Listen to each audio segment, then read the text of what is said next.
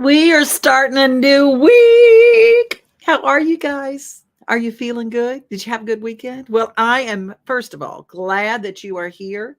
September 15th is a big day, and I want you to save this date because I'm going to be there. It's for animals, it's for Hickman County at the Johnny Cash Storytellers Farm.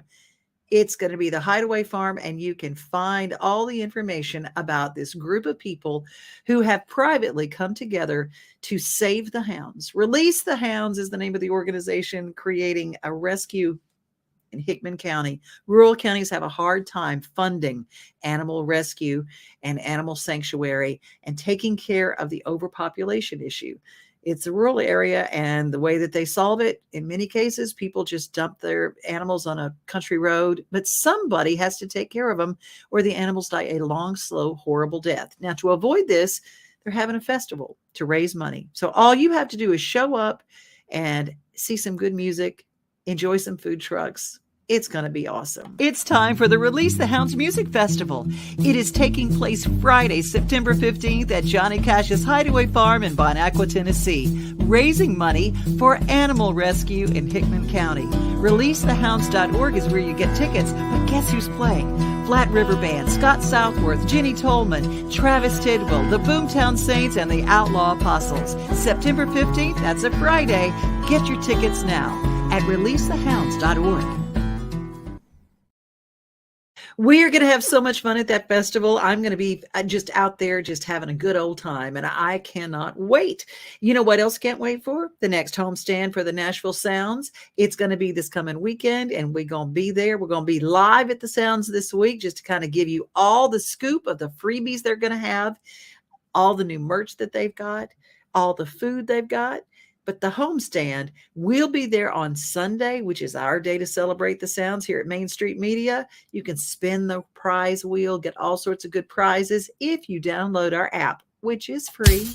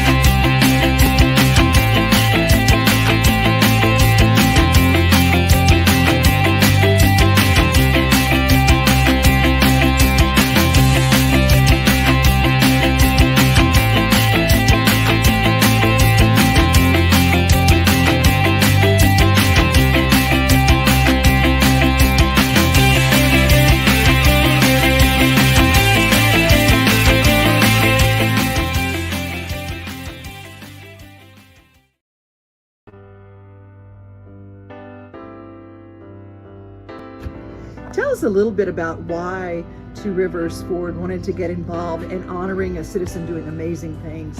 Well, the Mount Juliet community is a special community, and we know it, and we see it all the time. And we have customers that are teachers and volunteers. So we have the new Two Rivers Ford Park, or the naming rights to the Two Rivers Ford Park and the Mount Juliet League. And we just thought, how awesome would it be just to pick a citizen every month and spotlight them, put them on the board, just celebrate the wonderful people in our community.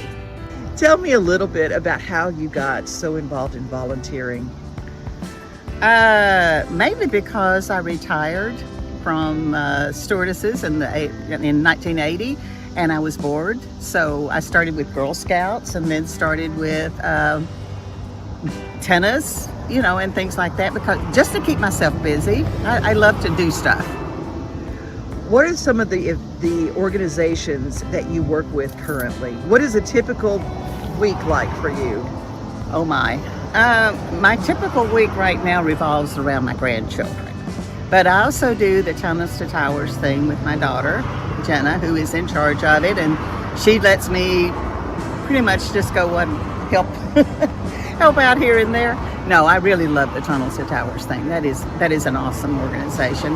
I also do the Kiwis, which is the American Airlines former flight attendants, and we do a couple of different things, but mainly locally we do the Second Harvest, which is really an interesting thing. If you've never done it, somebody needs to go do that to show you what that's like. It's amazing.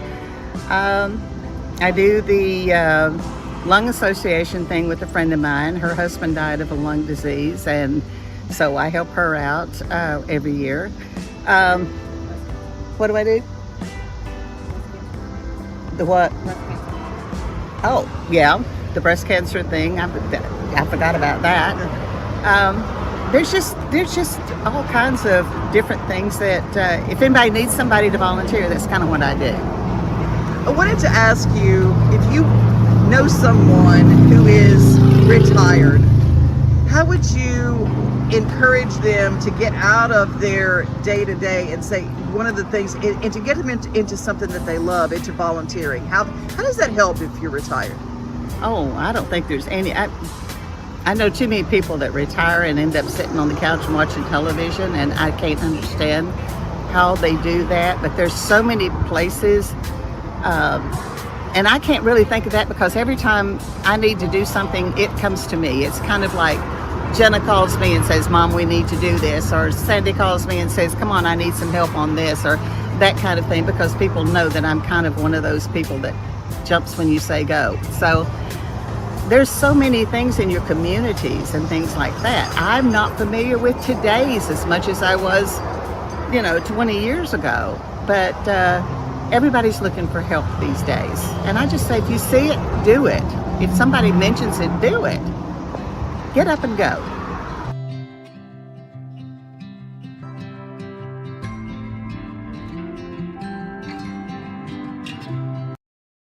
Y'all, I'm serious right now. They have a dragon here. I saw it. Like, no, they don't. There's no such thing as dragons. I swear, I saw it. It had huge claws. Get out of here. It had eyes as big as the moon. Come on, I'll show you. Wait up.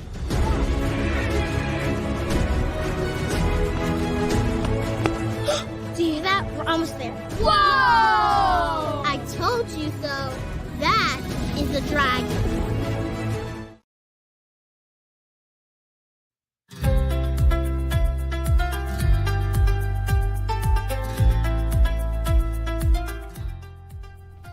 Hello, Franklin. I'm Eric Stokey, your city administrator. This is one of our favorite times. We get to recognize our employees of the quarter. We are here with Master Patrol Officer Matt Lamar. Matt has been selected by his peers as one of our employees of the quarter. A great honor to be recognized for what you do every day. Matt, tell folks in Franklin what your job involves, and then what's your favorite part of what you do? So I'm a Master Patrol Officer with the City of Franklin, Police Department. I train new hires. I also provide training to all the sworn staff as well. Anywhere from active killer training to firearms training as well. And that along with normal patrol duties as correct, well, right? Correct. So, working all the time to serve our community. What's your favorite part of your job, Matt? So in a job where sometimes negative interaction is inevitable, I love having positive interactions with citizens. It's probably my favorite thing. That's great. Well, thank you, Matt, for what you do. Again, you've been recognized by your teammates, but that's not all. There's more to give you and show our appreciation for you. We have Kevin Townsend with us, our HR director. Kevin, tell Matt what he's won. All right, so here you are. In that bag is a nice Yeti with the City of Franklin seal on it. Plus, you get this letter, suitable for framing, congratulating you on this award. Speaking of framing, a nice plaque that signifies today, too. We're not done. Oh. Also, a Bluetooth speaker, awesome. And some Amazon gift cards to use during Amazon Prime. We'll put these to good use. There you go. That's right. Congratulations. Yeah. Well, thank you, Matt. Great job. We appreciate what you do every day, and it's such an honor for your teammates to recognize what you do and the value that it brings to our community. Thank you. Thanks a lot. Great job.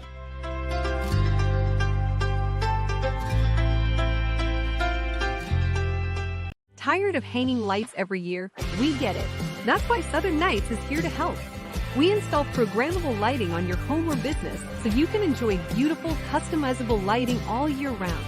No more ladders, tangled lights, or cold nights outside. We do the work, you do the celebrating. Call Southern Nights today and take the hassle out of holiday lighting forever. For a free quote, give us a call at 931-241-3074 or visit our Facebook page at Southern Nights.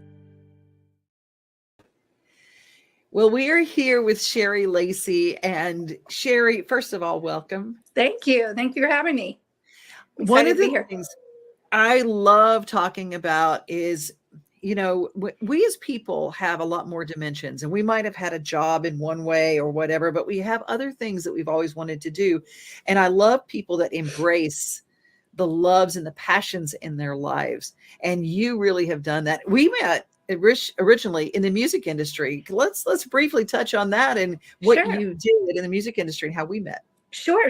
I was, I was in the music industry for probably 18 years, something like that. And I was a publicist for a very long time.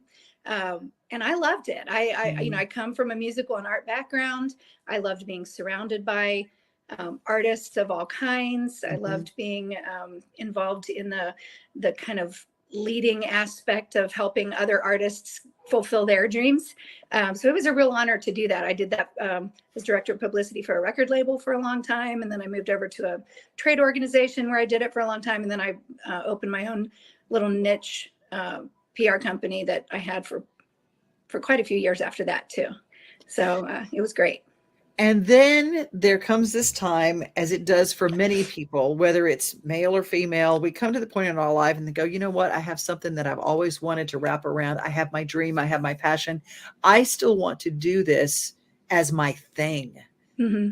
Not that you ever stop doing art, but it's your thing. And let's talk about where you came from and how the art has always really been a part of your life. Sure. Yeah. I'm originally from the Cincinnati, Ohio area and always have been artistic. Grew up, always doing the art thing. I worked at, if you're familiar with Kings Island Amusement Park, worked there starting at the age of 16. I was an airbrush artist. I was one of those people that painted the t-shirts for everybody coming to visit. I painted parasol umbrellas. I did that, all the way through college.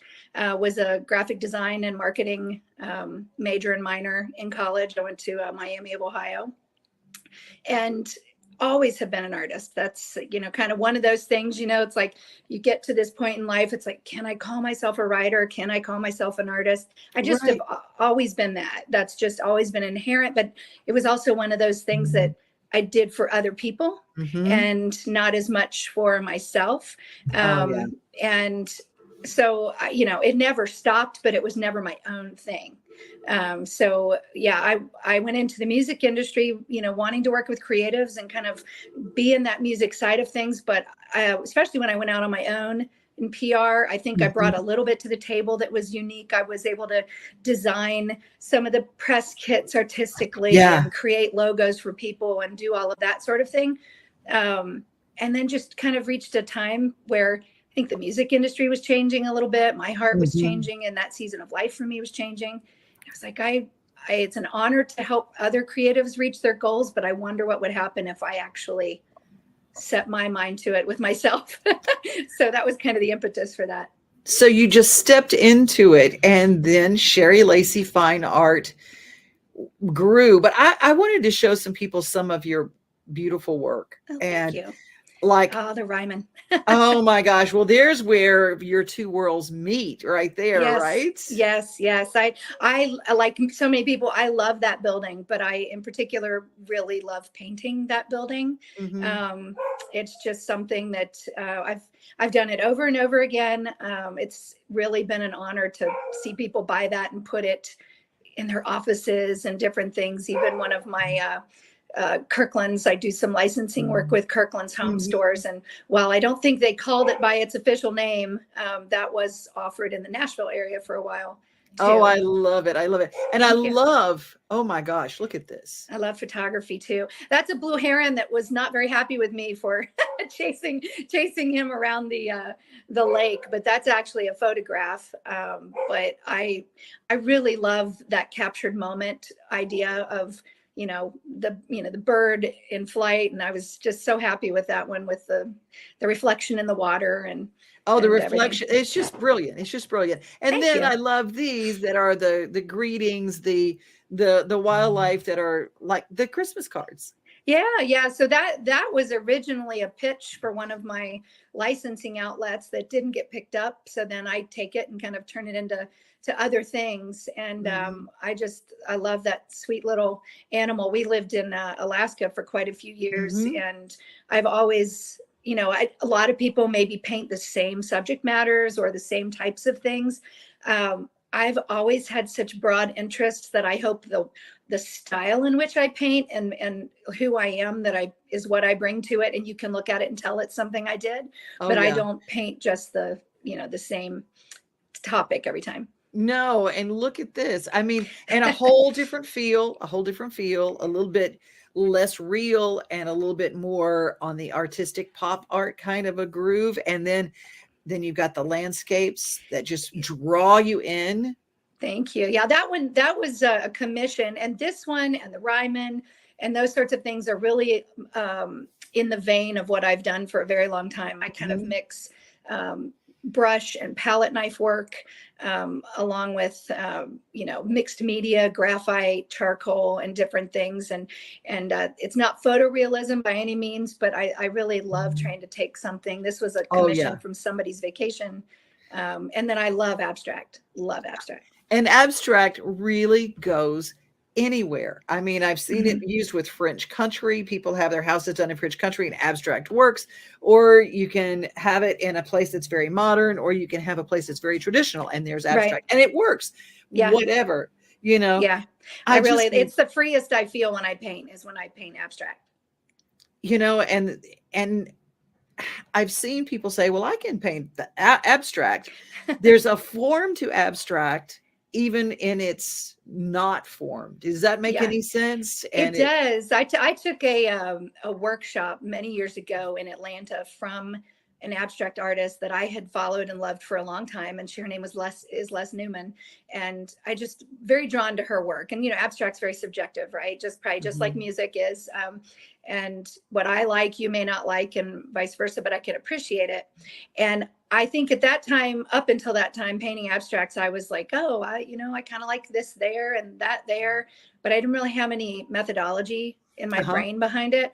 And I took this workshop, and it was the first time I'd done that for 3 days, just intensive, morning till night, painting, learning, and all of it. And I tell you, I came away from that 3 days more mentally worn out than any other time, in a good way. Yeah. Because abstract is not, in my experience, not random. It's probably more thought out than when you're painting a thing. If I'm painting a car or a building, I'm like this edge goes here, this window goes there. Abstract, you're really your brain is constantly going back and forth, with composition and what is somebody's eye getting stuck in this part of the painting? How do I get them to go to this point?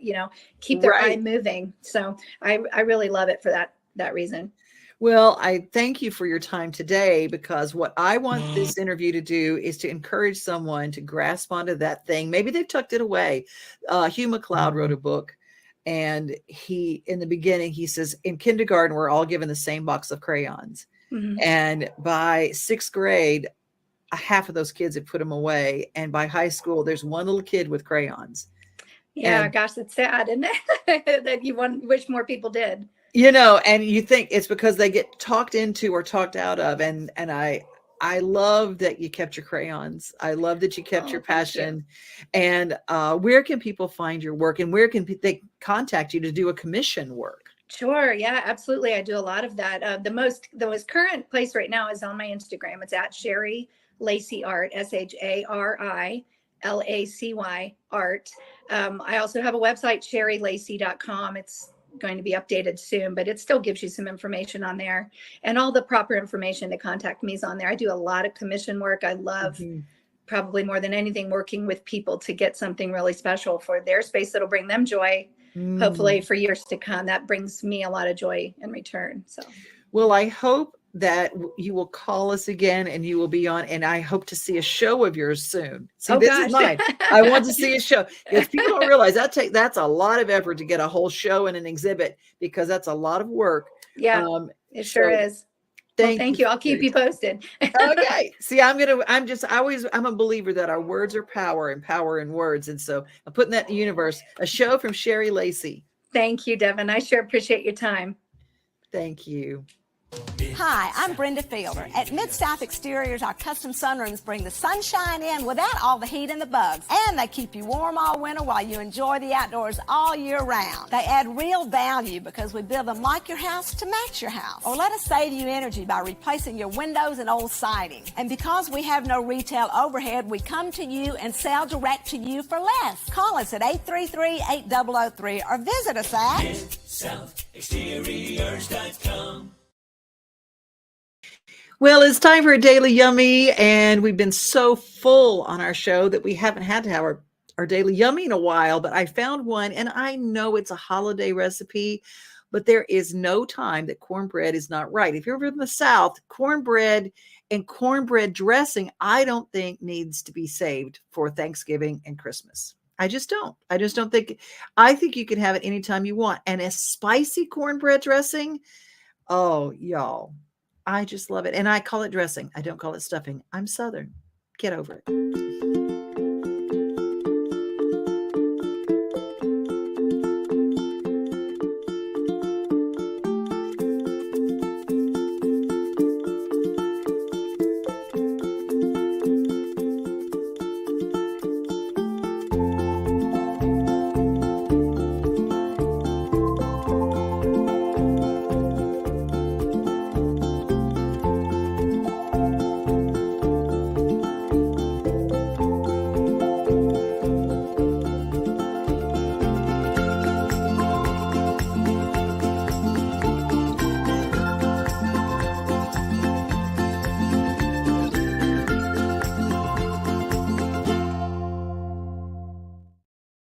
See, if you're Baptist, you call that a casserole.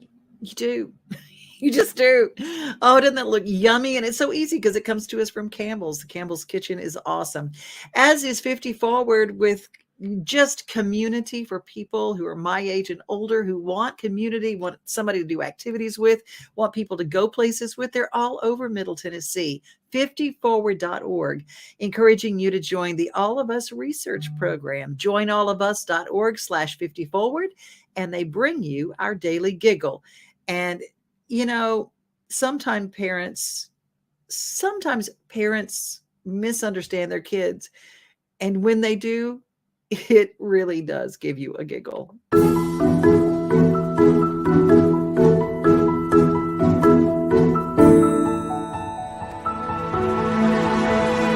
We need to poo. No, we don't need to poo.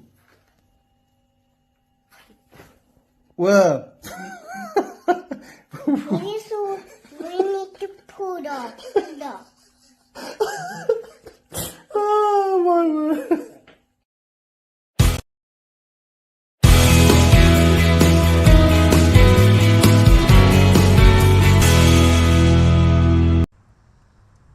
After hearing about an all-digital library in Texas, library board members wanted to bring that concept to Murfreesboro. So, after a few years of planning, the doors of the Technology Engagement Center opened in 2018. And now celebrating 5 years, the Tech Center has lots to offer with more in the works. Once people are aware that it's here and they can try new things without having to go invest in something first. In Tennessee, there were no standalone digital libraries and very few in the country, so it took a little while for the community to figure out what exactly is this new center. It was a little slow at first, I have to admit. People weren't, number one, didn't know where it was, didn't know what it was, and being on a school campus, they felt like maybe it was part of the school. The Tech Center, as it's commonly referred to, has a wide variety of offerings like meeting spaces, creator space, computers, and much more. The meeting spaces, that's one of the very first things that this branch was about.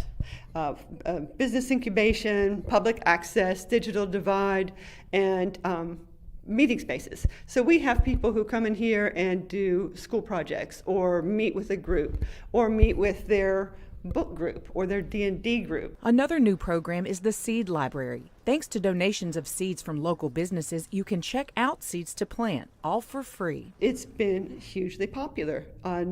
Over 250 people have come in specifically for the Seed Library since March. That's a lot of people for this branch. Staff at the Tech are very excited about and proud of a new feature, the recording studio that was once a storage closet. The recording studio came about because several of the IT people were in bands, and they went, do we really need both of these storage closets? So one of them got turned into a sound dampened recording studio.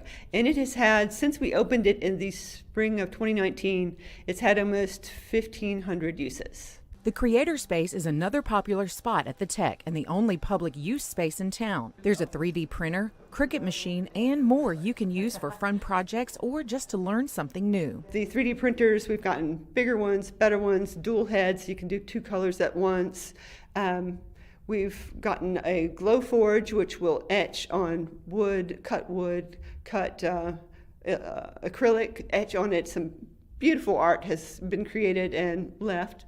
We've gotten some pictures. The staff here are all very taken with that. Before you jump into a project, there's a bit of prep to do so you're ready to create. All you need to do is take an orientation, and with one of the staff members, there are a couple that are into teaching, that are enjoying it, but it is self-led after that point. Since the beginning, the Tech Center wanted to offer the community things you couldn't get at a traditional library. So next time you want to try something creative, the Tech Center is your spot, and there's something for all ages. But we found that kind of evolving into the things like the STEAM kits and the 3D printers and more of the laser printers and laser cut printers and, vinyl and all of that kind of stuff.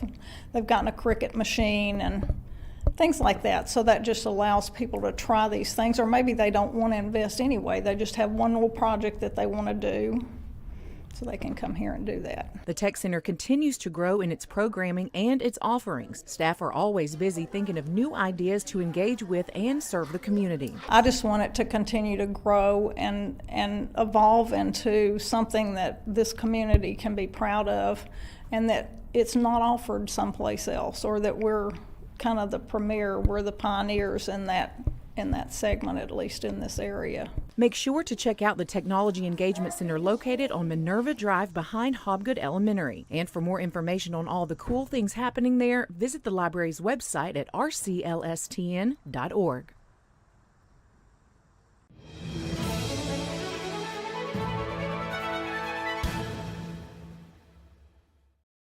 Isn't that a cool space? And I'm today years old. I've been calling it the Cricut machine, not the Cricut machine. I've got one. Wow. I can't even say the word. Well, you know what I can say? Gospel Fest. Gospel Fest is coming, and it is coming August 23rd through 27th at Loretta Lynn's Ranch in Hurricane Mills. You can get your tickets right now, VIP pass, a festival pass, or a daily ticket. And I mean, it is everybody from Gatlin Brothers, Larry Gatlin and the Gatlin Brothers, to my little brother in comedy, Mr. Mickey Bell, and a whole bunch of people, Jeff Sneed and the Sneed family. There are a ton of great, if you like gospel music, this is your ticket. Go to gospelfest.co and get your ticket. Get your ticket now. We're going to be talking to Rudy and to Mickey before the week is out, because that's what we do.